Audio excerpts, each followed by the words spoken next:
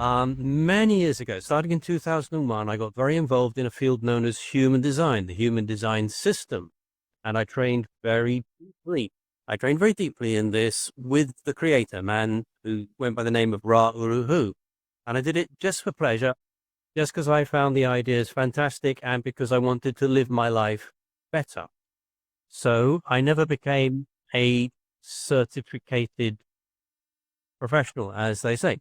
Now, this October, there is a seminar, an event, a large event.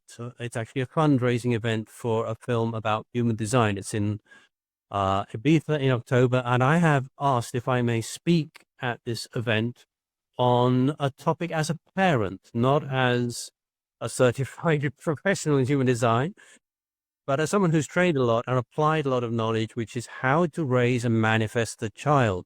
Because manifested children tend to get beaten up and have a horrible life. And my two manifested children are having a good life. So I wanted to ask you to look into the future timelines. I'm not sure yet if I will be accepted, but if I am accepted and what is going to happen there, what should I be aware of? If you are accepted, it will be a very exciting opportunity and there will be lots of growth. We see that it is somewhat more likely that you will be, but there's still windows where there's a different path that presents itself. Now, on this timeline, you will make many good connections. There will be opportunities to meet others who have followed this path and those who are new to it. You may find yourself learning more precisely how to read and interpret energies. And there will be guidance offered to you as much as guidance that you offer to others. In the chance that you don't participate in this timeline, there will be just as many wonderful things around the horizon. Yes, I I don't enjoy the idea of going into seminar and hearing ideas. The experience I have is that the mitochondria in my cells, my body cells, know what to do, and that's really sealed into place with consulting you. So I don't really want to sit in a seminar room and pour more stuff in my head. Yes, you don't necessarily have to go to all the seminars, though you may enjoy more the one-to-one conversations. And also, these are opportunities for learning because people are sharing very much all the time about themselves. And there's things to learn in the differences in how people live their lives. And also, this can illuminate for you different things about human design as they might reflect these differences in their charts as well. So because this is an exciting topic for you, it's always good for you to be around others who share that interest, as it allows you to deepen in your passion in general. Yes, as I think about the possibility that I might be there, I am a different person. You've said we change all the time, but I am re-invoking some of the ways that I am when I think about human design, which is that I have things to say. I have analysis of all kinds of stuff moment by moment. So I seem to be experiencing myself a bit differently right now. Yes, absolutely. So can you say a bit more about that? You feel that you have changed from being so analytical as you have been in the past? What happened with human design is it basically said, stop doing so much in your head, go to your guts. And so I have stopped so much thinking in my head. And in order to think about presenting, I get back into my head. Yes, that's the natural part of it. Because you all plan things and outline things and structure things, and this is usually a good way to plan. But as you are aware, when you use that sort of thinking too much for all of the details of your life, it sometimes gets in the way.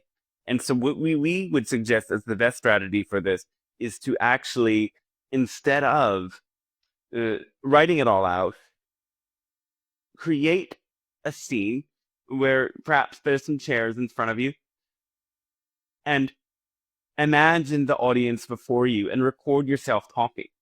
And you can, if you wish, transcribe it so you can read back what you've spoken. You don't have to do it manually. There's automatic ways of doing that that are fairly easy. And as you read it back and listen to the sound of your words, perhaps, you will learn more how to be prepared than you would if you write it out. Because after all, you're not necessarily writing in front of others, you're speaking from your heart and from your experience. And so the best way to do that is to rehearse for it. And looking back on perhaps two or three rehearsals will allow you to be absolutely prepared. That's excellent advice. Thank you so much. I was not planning to prepare much at all. I was trying to create an interactive space and a few details. The things I have to say is a few things, but to get them very clear in people's minds. I won't go into details now, but it is how I have turned a manifested child who was unhappy into the happiest being that I know. It's quite a story, and I had specific techniques that I used and I still use. Yes, and sharing about this part can be what you rehearse, and you don't necessarily have to rehearse for the interactive part. But we would encourage you to imagine you're sitting in the audience when you look back at the recording and think about questions that people will ask. Of course, you're not going to be able to predict every question, but and you might not predict any of the questions that come up. The purpose is actually just to get yourself ready to improvise on the questions that might come and think about what other people might want to understand more once they hear your initial presentation. Right, yes. I feel very confident. Um, well, in simple terms, am I feeling too confident? No. I know my chart quite well, and basically there's a connection between my thinking and my throat that doesn't have the energy supplied to it. So ideas are always coming, and if I speak them, it hasn't got the correct energy. I need to be recognized and invited to speak. And that's kind of a key element. And then I need to be careful to keep it to what is recognized and what is invited, and not kind of go off on tangents. Yes, and also rehearsing can help you be sure that you have your key points that you'll stick to. And listening back or reading back can help you see where you might go off on a tangent. So, also, rehearsal is not to get it perfect. Remember this, it's to feel what it's like to be confidently free flowing and adjust into that flow state while then looking back to get clear on what is not needed. And then the next time you flow on the stage, you'll be absolutely prepared to simply discuss the ideas that are already second nature to you while having that clear idea of what the boundaries are. Absolutely. I'm clear about the ideas. I'm not clear about the presentation and getting it all into so many minutes or whatever time there is. That's exactly your advice to rehearse is very good. Thank you. Yes, so do it a couple times and don't even look at the timer as you're doing it, just so you get a sense of if you can fit everything you want to say in the window that you have. And then once you have that sense, you can either shorten it or expand it. As I am a performer, I particularly value your ideas for rehearsing the kind of performance aspect. It's very different writing out notes to standing in front of people and speaking them. It's so different. Because sometimes you have very many ideas, and a simple note can trigger pages more of information. And when you just look at the note, you might have a tendency to then share more information than is really necessary. Whereas if you practice flowing with it, you will learn from experience what works and what doesn't. Exactly what works and what doesn't. I think there is a tendency that I speak and people kind of they don't follow sometimes because I think very fast. Yes, so you might want to Allow yourself to give more time to mull over specific ideas. Know that repetition is helpful for people. You might not want to say things in the exact same way, but give certain ideas the space to breathe, and also tune into the crowd.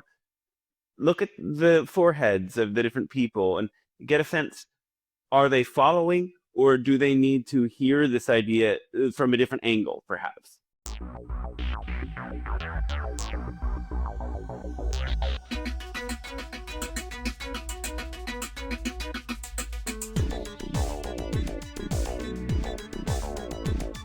On the spaceship of Babel, we are gliding through the stars on a 5-year mission beyond Jupiter and Mars. A celestial encounter on a future Noah's Ark, and you won't hear us coming as we whisper in the dark. There's an Ewok close behind me as we try to disembark here. Obi-Wan Kenobi as we whisper in the dark.